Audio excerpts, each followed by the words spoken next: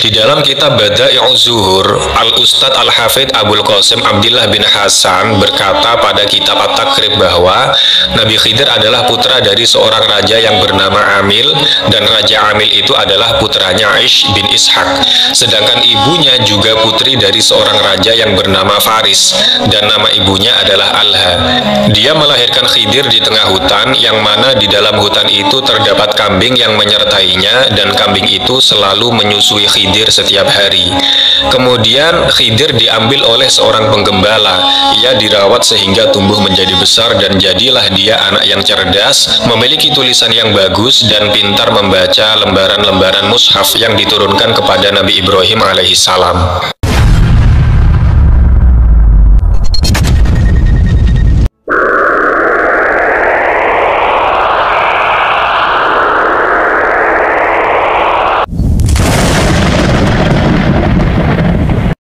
Assalamualaikum warahmatullahi wabarakatuh. Sahabat-sahabat muslim yang dirahmati Allah subhanahu wa ta'ala, salah satu kisah Al-Quran yang sangat mengagumkan dan dipenuhi dengan misteri adalah kisah seseorang hamba yang Allah subhanahu wa ta'ala memberinya rahmat dari sisinya dan mengajarinya ilmu.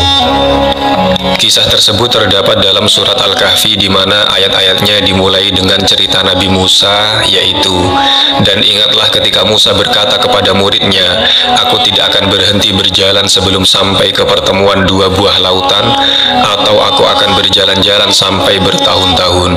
Surat Al-Kahfi ayat 60. Kalimat yang samar menunjukkan bahwa Musa telah bertekad untuk meneruskan perjalanan selama waktu yang cukup lama, kecuali jika beliau mampu mencapai Majma'al Bahrain, yakni pertemuan dua buah lautan. Di sana terdapat suatu perjanjian penting yang dinanti-nanti oleh Musa ketika beliau sampai di Majma'al Bahrain. Kita dapat merenungkan betapa tempat itu sangat misterius dan samar.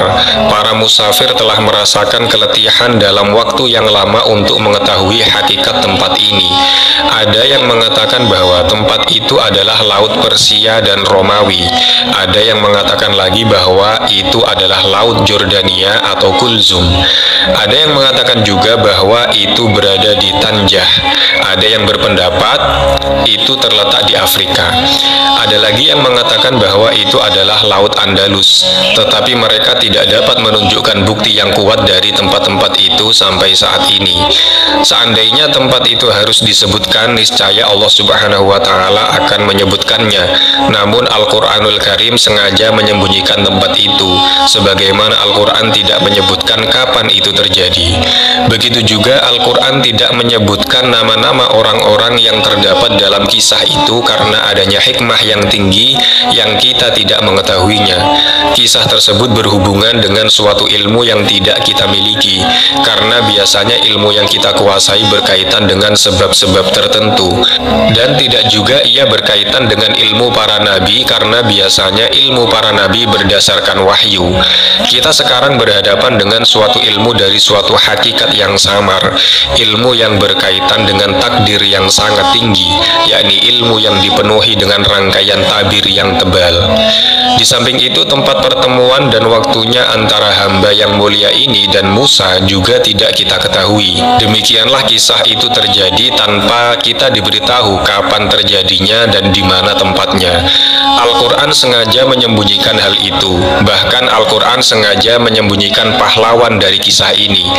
Allah subhanahu wa ta'ala mengisyaratkan hal tersebut dalam firman-Nya yang berbunyi, "Seorang hamba di antara hamba-hamba kami yang telah kami berikan kepadanya rahmat dari sisi kami, dan yang telah kami ajarkan kepadanya ilmu dari sisi kami." Dalam surat Al-Kahfi ayat 65. Al-Quranul Karim tidak menyebutkan siapa nama hamba yang dimaksud, yaitu seorang hamba yang dicari oleh Musa agar ia dapat belajar darinya. Nabi Musa adalah seseorang yang diajak berbicara langsung oleh Allah subhanahu wa ta'ala, dan ia salah seorang ulul azmi dari para rasul. Beliau adalah pemilik mukjizat tongkat dan tangan yang bercahaya, dan seorang nabi yang diberi kitab Taurat tanpa melalui perantara. Namun dalam kisah ini beliau beliau menjadi seseorang pencari ilmu yang sederhana yang harus belajar kepada gurunya dan menahan penderitaan di tengah-tengah belajarnya itu. Lalu siapakah gurunya atau pengajarnya? Pengajarnya adalah seorang hamba yang tidak disebutkan namanya dalam Al-Quran, meskipun dalam hadis yang suci disebutkan bahwa ia adalah Khidir alaihissalam.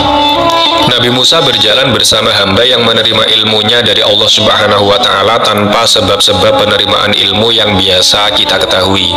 Mula-mula Nabi Khidir menolak ditemani oleh Nabi Musa. Nabi Khidir memberitahu Musa bahwa ia tidak akan mampu bersabar bersamanya. Akhirnya Nabi Khidir mau ditemani oleh Musa, tetapi dengan syarat hendaklah ia tidak bertanya tentang apa yang dilakukan Khidir sehingga Khidir menceritakan kepadanya. Nabi Khidir merupakan simbol ketenangan dan diam. Ia tidak berbicara dan gerak-geriknya menimbulkan kegelisahan dan kebingungan dalam diri Musa. Sebagian tindakan yang dilakukan oleh Nabi Khidir jelas-jelas dianggap sebagai kejahatan di mata Nabi Musa.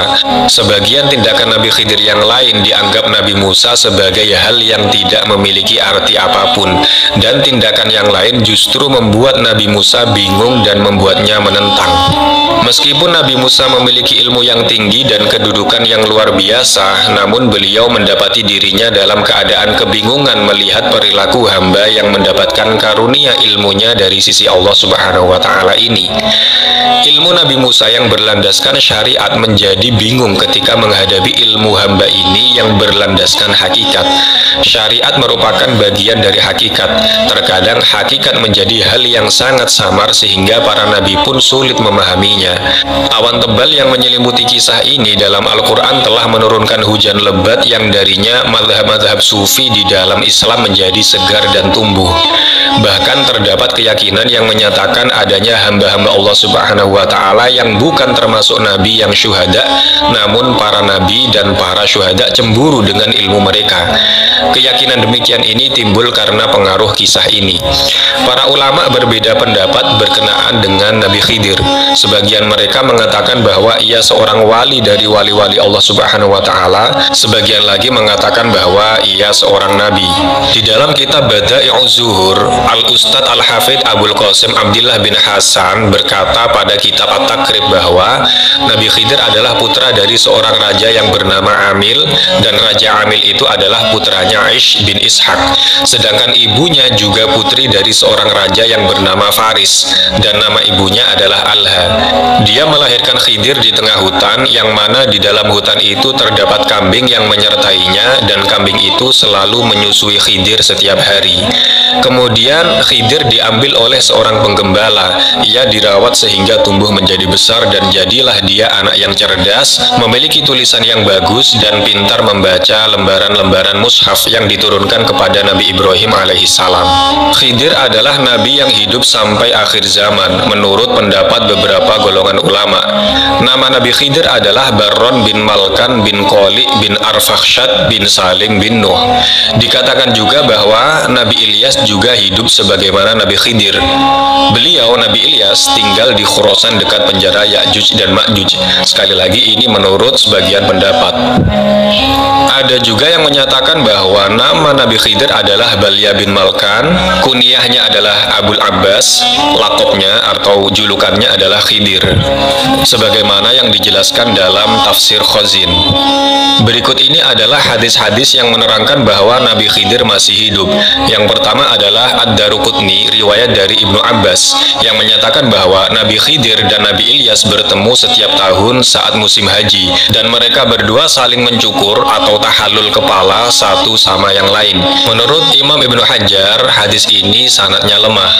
Sementara riwayat Ahmad dalam Az-Zuhdi dan At-Tabrani dengan penambahan yang berbunyi, mereka berdua, yakni Nabi Khidir dan Nabi Ilyas, berpuasa Ramadan di Baitul Maqdis. Menurut Imam Ibnu Hajar, beliau mengatakan bahwa hadis ini, yakni penambahan ini, sanadnya hasan.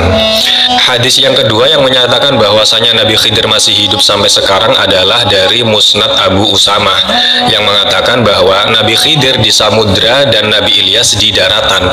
Mereka bertemu tiap malam di samping tembok yang dibuat Dzulqarnain. Keterangan ini bisa dilihat di Syawahidul Haq halaman 200 tentang 4 hadis yang dibawakan Imam Ibnul Jauzi.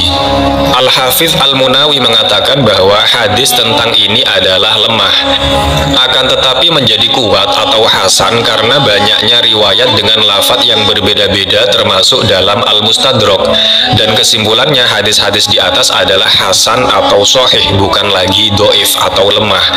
Keterangan ini bisa dilihat dalam kitab Faidul Qadir juz 3 halaman 618 sampai 619. Syekh Yusuf An-Nabahani mengatakan, keterangan bahwa Nabi Khidir masih hidup adalah sudah menjadi ketetapan para wali dan didukung oleh para ahli fikih, ahli usul, dan hampir mayoritas ahli hadis. Begitulah yang dikatakan oleh Syekh Abu Amr bin As-Solah yang dinukil oleh An-Nawawi dan menyetujuinya. Keterangan ini bisa dilihat di kitab Syawahidul Haq halaman 198 sampai 200. Beliau menambahkan, sejumlah masyayikh besar bahkan tak terhitung jumlahnya ada yang pernah berkumpul satu majelis dengan Nabi Khidir. Syekh Izzuddin bin Abdissalam saat ditanya apakah Nabi Khidir masih hidup, beliau mengatakan, demi Allah, 70 para siddiqin mengabarkan bahwa mereka melihat Nabi Khidir dengan mata kepala mereka. Masih kata beliau, yakni Yusuf An-Nabahani, beliau mengatakan, demi Allah, telah mengabarkan kepadaku tidak hanya satu waliullah, wali Allah, bahwa mereka pernah berkumpul dengan Nabi Khidir. Bahkan demi Allah, para aulia mengabarkan kepadaku bahwa aku pernah berkumpul satu majelis dengan Nabi Khidir dan bertanya sesuatu kepadaku dan aku menjawabnya. Namun aku tidak mengenalnya karena orang yang dapat mengenalnya hanyalah orang yang mempunyai nur, cahaya keimanan. Keterangan ini disampaikan karena Ibnul Jauzi ingkar terhadap masih hidupnya Nabi Khidir serta menyelisihi keterangan para wali yang siddiqin. Menurut Al-Yafi'i, keterangan yang diberikan Ibnul Jauzi dengan menyampaikan hadis-hadis tentang masih hidupnya Nabi Khidir adalah saling bertentangan. Beliau ingkar, tapi anehnya juga meriwayatkan 4 hadis muttasil yang menerangkan tentang masih hidupnya Nabi Khidir. Di antara ulama yang mengatakan bahwa Nabi Khidir masih hidup adalah Imam As-Suyuti dalam kitab Khosois. Yang kedua adalah Wahab bin Munabbih dalam kitab Al-Mubtada. Kemudian ada Al-Khazin dalam tafsirnya, ada Imam Nawawi. Yang kelima ada Ibnu Hajar Al-Haytami dalam Fatawi Hadisiyah. Yang keenam ada Al-Hafidh Ibnu Hajar. Yang ketujuh ada As-Sofuri dalam kitab Nuzhatul Majalis. Yang kedelapan adalah Imam Nawawi Banten dalam kitab Nurul Dholam. Beliau mengatakan masalah Nabi Khidir masih hidup diperselisihkan ulama, namun pendapat yang bisa dipegang adalah Nabi Khidir masih hidup. Dan masih banyak lagi ulama-ulama yang menyatakan bahwasanya Nabi Khidir masih hidup. Dan bukti bahwa Nabi Khidir masih hidup adalah yang pertama, kasus Sayyidina Ali yang melihat Nabi Khidir berada di Ka'bah. Keterangan ini bisa dilihat dalam kitab Ainayatul Muftaqir halaman 52. Kasus yang kedua adalah Al-Mursi, murid Syekh Abul Hasan Asyadili, yang mengatakan bahwa Nabi Khidir masih hidup dan aku benar-benar telah bersalaman dengan tanganku ini. Pernah suatu hari Nabi Khidir alaihissalam mendatangiku dan beliau mengenalkan diri dan aku minta supaya diberitahu tentang arwah-arwah orang muslim, apakah disiksa atau diberi nikmat. Andai datang kepadaku 1000 ahli fikih dan mendebatku bahwa Nabi Khidir telah wafat, maka aku tidak akan mengikuti pendapat mereka. Keterangan ini ada dalam kitab Al-Madrasatus Syadziliyah halaman 186. Yang ketiga, bukti bahwasanya Nabi Khidir masih hidup adalah Abul Hasan Asyadili yang bertemu Nabi Khidir di Padang Aizab. Keterangan ini bisa dilihat di An-Nafahatus Syadziliyah halaman 280. Yang keempat, bukti bahwasanya Nabi Khidir adalah Umar bin Sinan mengatakan, kami berpapasan dengan Ibrahim Al-Khawas. Aku berkata kepadanya, ceritakanlah kepada kami hal yang paling menakjubkan yang engkau lihat dalam perjalananmu. Lalu Ibrahim menjawab, aku bertemu dengan Nabi Khidir alaihissalam dan minta untuk menemaniku dalam perjalanan.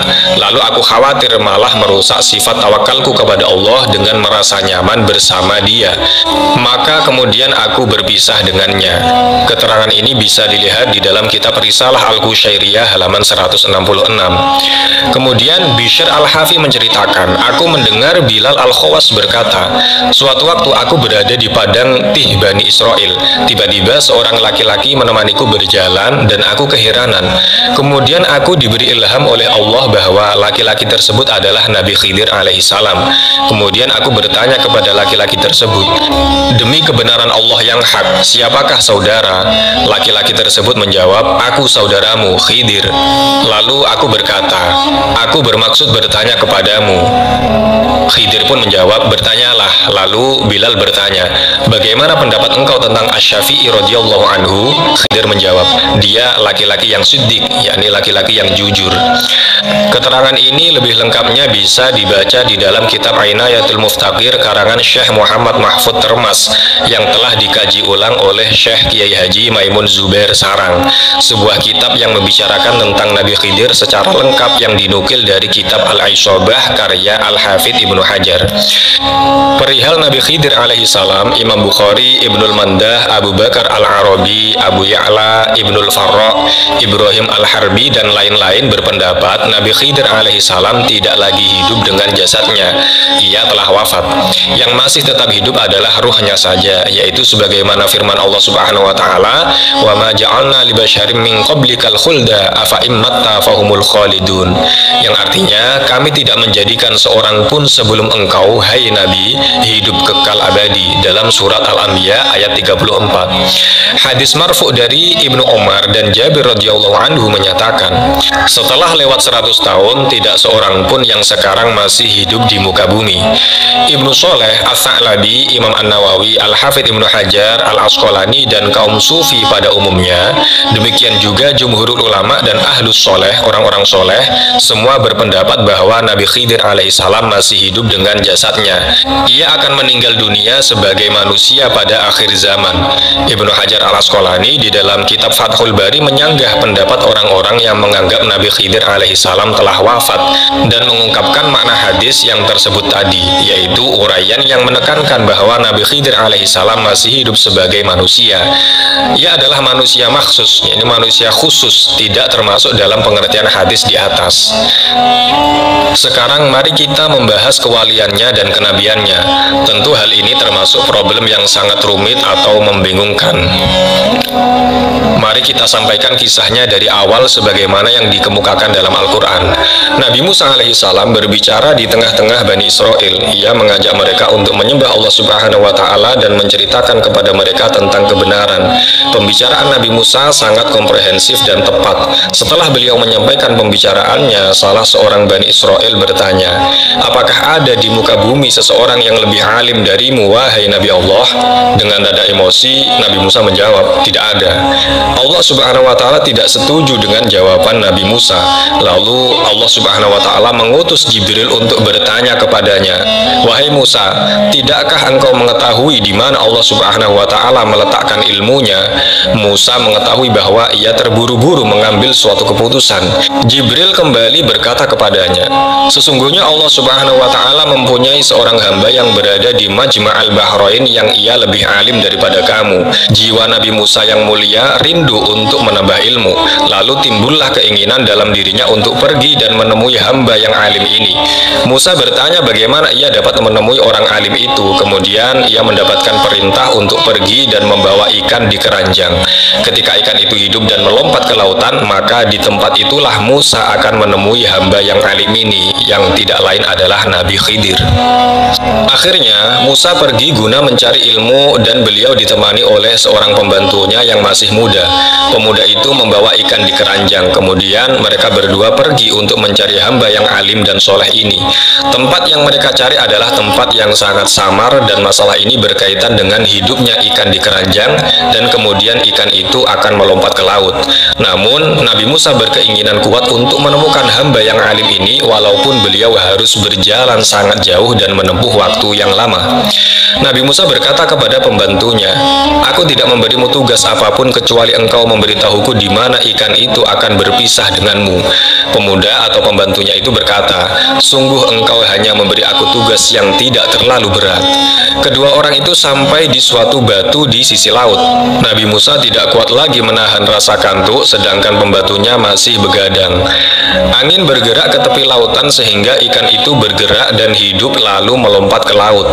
Melompatnya ikan itu ke laut sebagai tanda yang diberitahukan Allah kepada Musa tentang tempat pertemuannya dengan seorang hamba yang bijaksana, yang mana Musa datang untuk belajar kepadanya.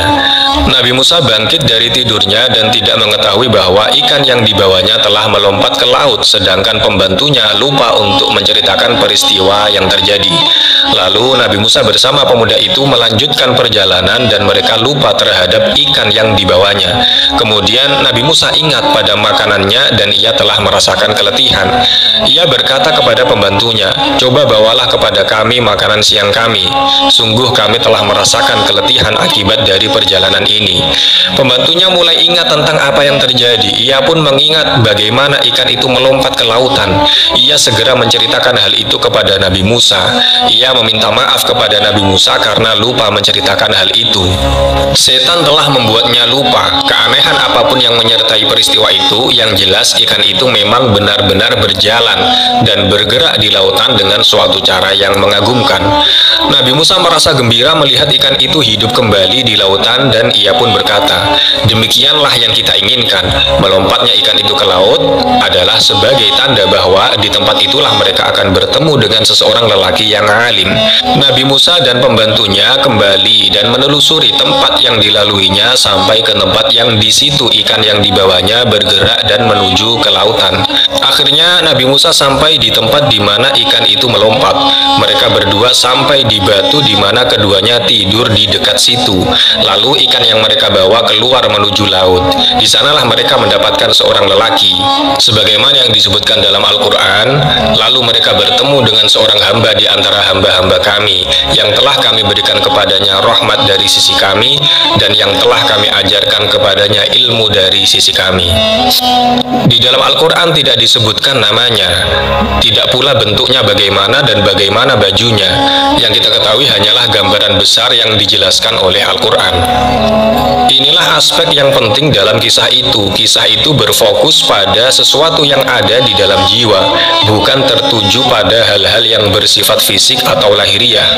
Allah Subhanahu wa Ta'ala berfirman, maka tatkala mereka berjalan sampai ke pertemuan dua buah laut itu, maka mereka lalai akan ikannya. Lalu ikan itu melompat mengambil jalannya ke laut itu.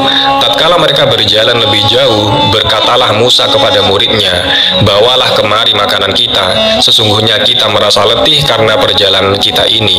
Muridnya menjawab, tahukah kamu tatkala kita mencari tempat berlindung di batu tadi, maka sesungguhnya aku lupa menceritakan tentang ikan itu, dan tidak adalah yang melupakan aku untuk menceritakannya kecuali setan, dan ikan itu mengambil jalannya ke laut dengan cara yang aneh sekali.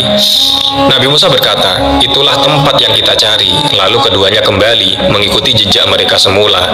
Lalu mereka bertemu dengan seorang hamba di antara hamba-hamba kami yang telah kami berikan kepadanya rahmat dari sisi kami, dan yang telah kami ajarkan kepadanya ilmu dari sisi kami, sebagaimana yang disebutkan dalam surat Al-Kahfi ayat 61 sampai 65. Imam Bukhari mengatakan bahwa Nabi Musa dan pembantunya menemukan Nabi Khidir di atas sajadah hijau di tengah-tengah lautan. Ketika Nabi Musa melihatnya, ia menyampaikan salam kepadanya. Nabi Khidir berkata, apakah di bumimu ada salam? Siapa kamu? Nabi Musa menjawab, aku adalah Musa. Nabi Khidir berkata, bukankah engkau Musa dari Bani Israel? Bagimu salam wahai Nabi dari Bani Israel. Musa berkata, dari mana kamu mengenal saya? Nabi Khidir menjawab, sesungguhnya yang mengenalkan kamu kepadaku adalah juga yang memberitahu aku siapa kamu. Lalu apa yang engkau inginkan wahai Musa? Musa berkata dengan penuh kelembutan dan kesopanan, apakah aku dapat mengikutimu agar engkau dapat mengajariku sesuatu yang engkau telah memperoleh karunia darinya? Nabi Khidir pun berkata, tidakkah cukup di tanganmu Taurat dan bukankah engkau telah mendapatkan wahyu?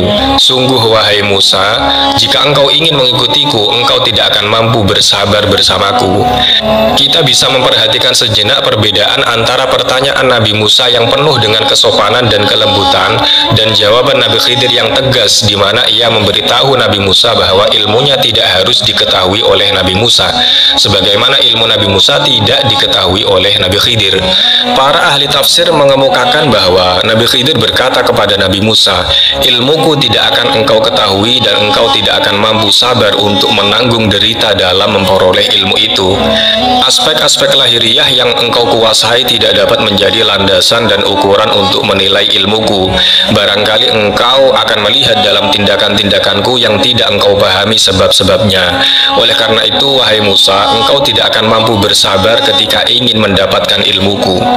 Nabi Musa mendapatkan suatu pernyataan yang tegas dari Nabi Khidir, namun beliau kembali mengharapnya untuk mengizinkannya, menyertainya untuk belajar darinya. Nabi Musa berkata kepadanya bahwa insya Allah ia akan mendapatinya sebagai orang yang sabar dan tidak akan menentang sedikit pun.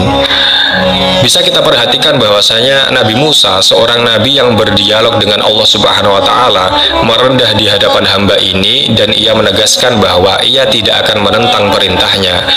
Hamba Allah Subhanahu wa taala yang namanya tidak disebutkan dalam Al-Qur'an menyatakan bahwa di sana terdapat syarat yang harus dipenuhi Musa jika ia bersikeras ingin menyertainya dan belajar darinya. Nabi Musa bertanya tentang syarat ini, lalu hamba yang soleh ini menentukan agar Nabi Musa tidak bertanya sesuatu pun sehingga pada saatnya nanti ia akan mengetahuinya atau hamba yang saleh itu akan memberitahunya. Nabi Musa sepakat atas syarat tersebut dan kemudian mereka pun pergi.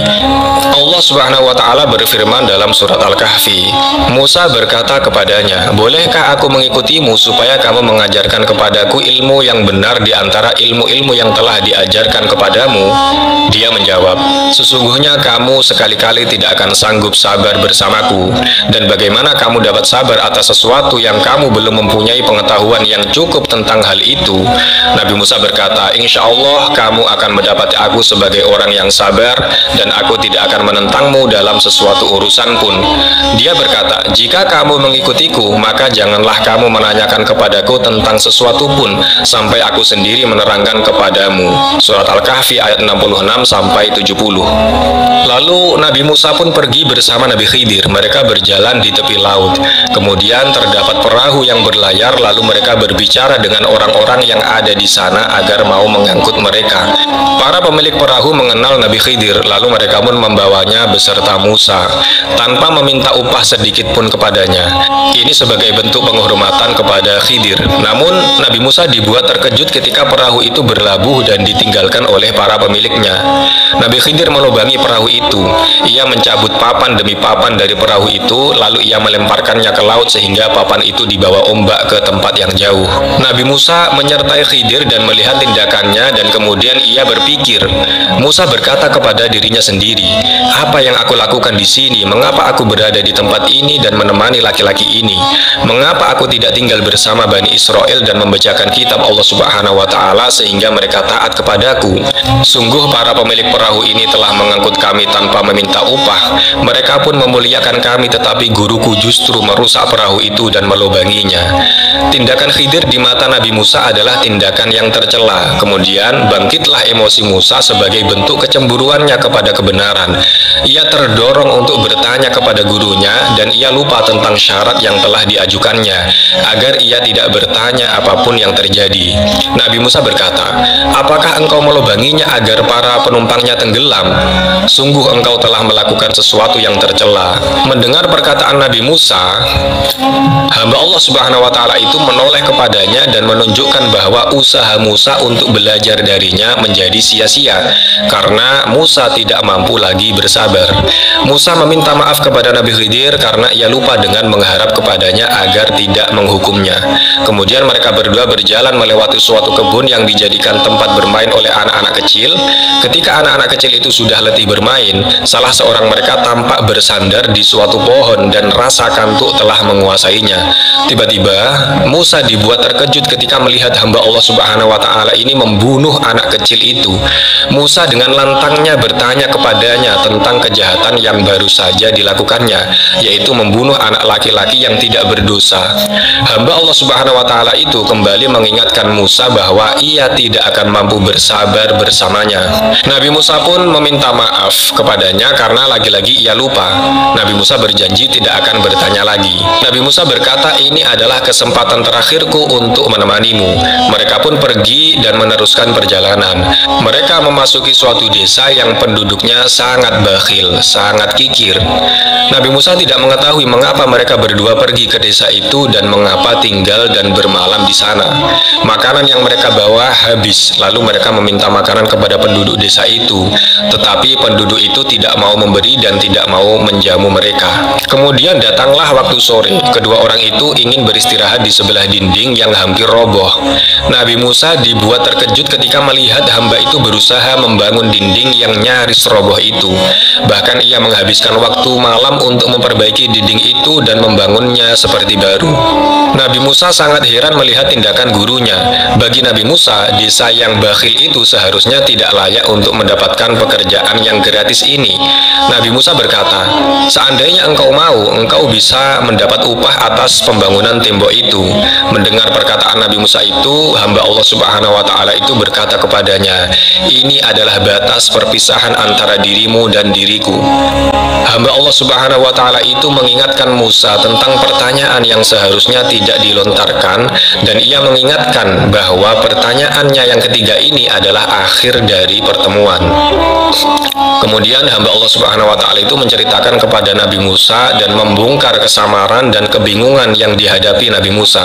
Setiap tindakan hamba yang soleh itu yang membuat Musa bingung bukanlah hasil dari rekayasanya atau dari inisiatifnya sendiri. Ia hanya sekedar menjadi jembatan yang digerakkan oleh kehendak yang maha tinggi, di mana kehendak yang tinggi ini menyiratkan suatu hikmah yang tersembunyi. Tindakan-tindakan yang secara lahiriah tampak keras namun pada hakikatnya justru menyembunyikan rahmat dan kasih sayang. Demikianlah bahwa aspek lahiriah bertentangan dengan aspek batiniah. Hal inilah yang tidak diketahui oleh Nabi Musa. Meskipun Musa memiliki ilmu yang sangat luas, tetapi ilmunya tidak sebanding dengan hamba ini. Ilmu Nabi Musa laksana setetes air dibandingkan dengan ilmu hamba itu. Sedangkan hamba Allah Subhanahu wa Ta'ala itu hanya memperoleh ilmu dari Allah Subhanahu wa Ta'ala sedikit, sebesar air yang terdapat pada paruh burung yang mengambil dari lautan.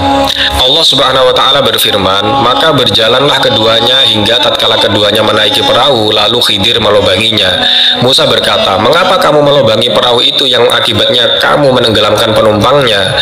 Sesungguhnya kamu telah berbuat sesuatu kesalahan yang besar. Dia, Khidir, berkata, bukankah aku telah berkata, sesungguhnya kamu sekali-kali tidak akan sabar bersama dengan aku? Nabi Musa berkata, janganlah kamu menghukum aku karena kelupaanku, dan janganlah kamu membebani aku dengan sesuatu kesulitan dalam urusanku. Maka berjalanlah keduanya hingga tatkala keduanya berjumpa dengan seorang anak, maka Khidir membunuhnya. Nabi Musa berkata, mengapa kamu membunuh jiwa yang bersih itu bukan karena dia membunuh orang lain? Sesungguhnya kamu telah melakukan sesuatu yang mungkar. Khidir berkata, bukankah sudah kukatakan kepadamu bahwa sesungguhnya kamu tidak akan sabar bersamaku? Nabi Musa berkata, jika aku bertanya kepadamu tentang sesuatu sesudah kali ini, maka janganlah engkau memperolehkan aku menyertaimu. Sesungguhnya kamu sudah cukup memberikan uzur kepadaku. Maka keduanya berjalan hingga tatkala keduanya sampai kepada penduduk suatu negeri. Mereka meminta dijamu penduduk negeri itu, tetapi penduduk negeri itu tidak mau menjamu mereka. Kemudian keduanya mendapatkan dalam negeri itu dinding rumah yang hampir roboh. Maka Khidir menegakkan dinding itu. Nabi Musa berkata, jikalau kamu mau, niscaya kamu mengambil upah untuk itu. Khidir berkata, inilah perpisahan antara aku dengan kamu. Aku akan memberitahukan kepadamu tujuan perbuatan-perbuatan yang kamu tidak dapat sabar terhadapnya. Adapun bahtera itu adalah kepunyaan orang-orang miskin yang bekerja di laut, dan aku bertujuan merusakkan bahtera itu karena di hadapan mereka ada seorang raja yang merampas tiap-tiap bahtera. Dan adapun anak itu, maka kedua orang tuanya adalah orang-orang mukmin, dan kami khawatir bahwa dia akan mendorong orang tuanya itu kepada kesesatan dan kekafiran. Dan kami menghendaki supaya Tuhan mereka mengganti bagi mereka dengan anak yang lebih baik kesuciannya dari anaknya itu, dan lebih dalam dari kasih sayangnya kepada ibu dan bapaknya. Adapun dinding rumah itu adalah kepunyaan anak yatim di kota itu, dan di bawahnya ada harta benda simpanan bagi mereka berdua, sedangkan ayahnya seseorang yang soleh. Maka Tuhanmu menghendaki supaya mereka sampai kepada kedewasaannya dan mengeluarkan simpanannya itu sebagai rahmat dari Tuhanmu, dan bukanlah aku melakukannya itu semua menurut kemauanku sendiri. Demikian itu adalah tujuan perbuatan-perbuatan yang kamu tidak dapat sabar terhadapnya. Surat Al-Kahfi ayat 71-82. Hamba soleh itu menyingkapkan dua hal pada Musa. Ia memberitahunya bahwa ilmunya, yakni ilmu Musa, sangat terbatas. Kemudian ia memberitahunya bahwa banyak dari musibah yang terjadi di bumi, justru di balik itu terdapat rahmat yang besar. Pemilik perahu itu akan menganggap bahwa usaha melubangi perahu mereka merupakan suatu bencana bagi mereka, tetapi sebenarnya di balik itu terdapat kenikmatan, yaitu kenikmatan yang tidak dapat diketahui kecuali setelah terjadinya peperangan di mana raja akan memerintahkan untuk merampas perahu-perahu yang baik yang ada. Lalu raja itu akan membiarkan perahu-perahu yang rusak. Dengan demikian, sumber rezeki keluarga-keluarga mereka akan tetap terjaga dan mereka tidak akan mati kelaparan. Demikian juga orang tua anak kecil yang terbunuh itu akan menganggap bahwa terbunuhnya anak kecil itu sebagai musibah.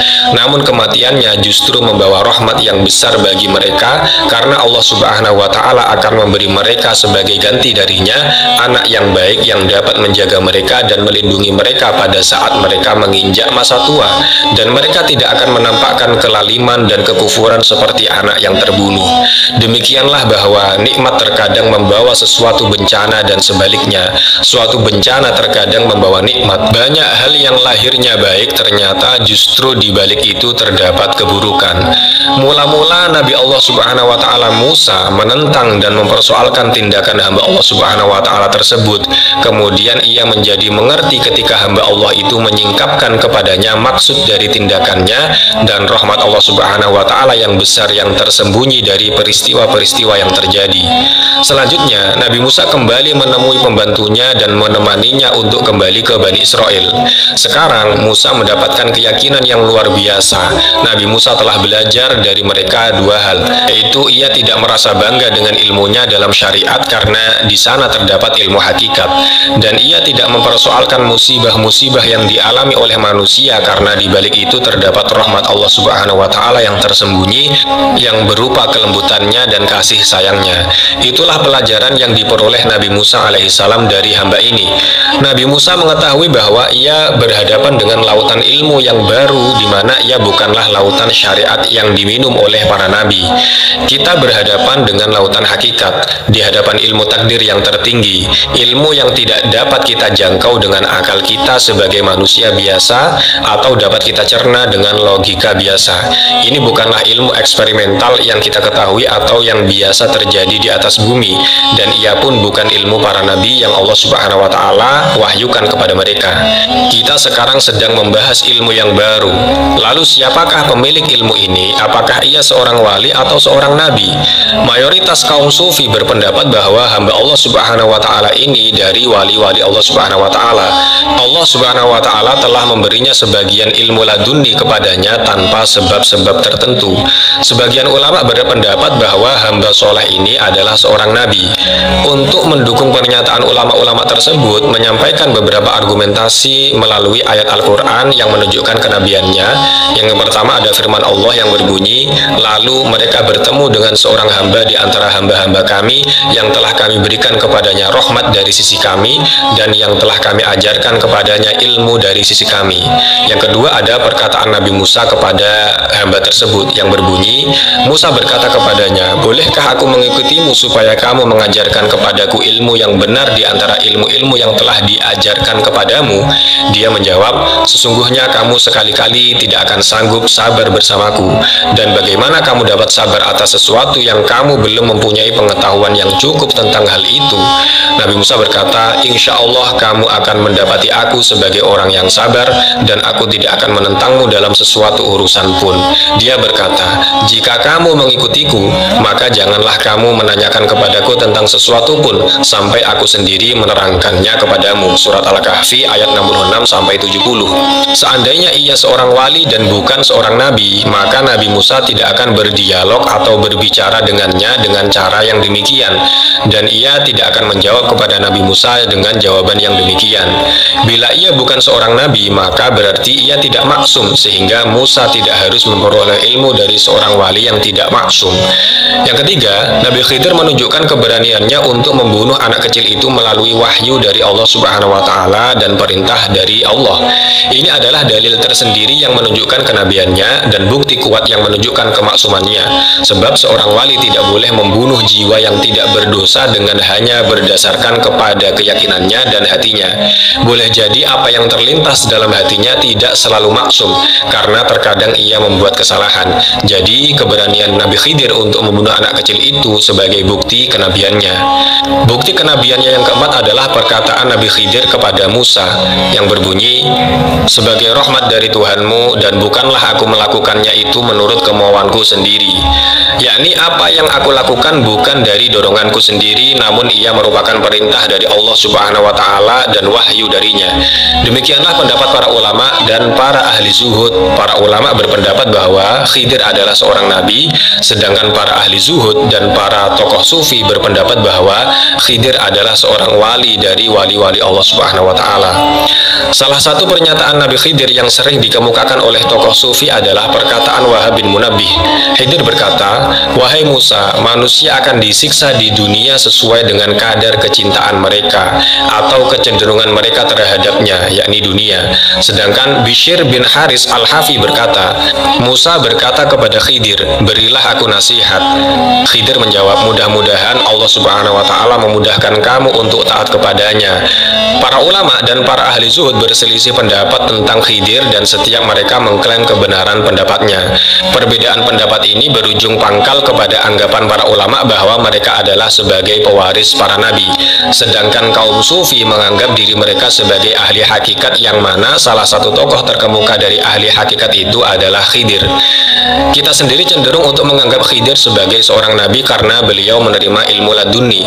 Yang jelas kita tidak mendapati nas yang jelas dalam konteks Al-Quran yang menunjukkan kenabiannya, dan kita juga tidak menemukan nas yang gamblang yang dapat kita jadikan sandaran untuk menganggapnya sebagai seorang wali yang diberi oleh Allah Subhanahu wa Ta'ala sebagian ilmu laduni. Barangkali kesamaran seputar pribadi yang mulia ini memang disengaja agar orang yang mengikuti kisah tersebut mendapatkan tujuan utama dari inti cerita. Hendaklah kita berada di batas yang benar dan tidak terlalu jauh mempersoalkan kenabiannya atau kewaliannya.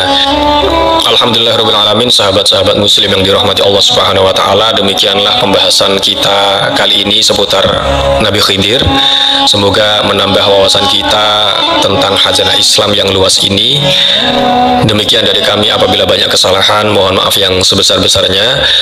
Al-haqqu min rabbika fala takunanna minal mumtarin. Wassalamualaikum warahmatullahi wabarakatuh.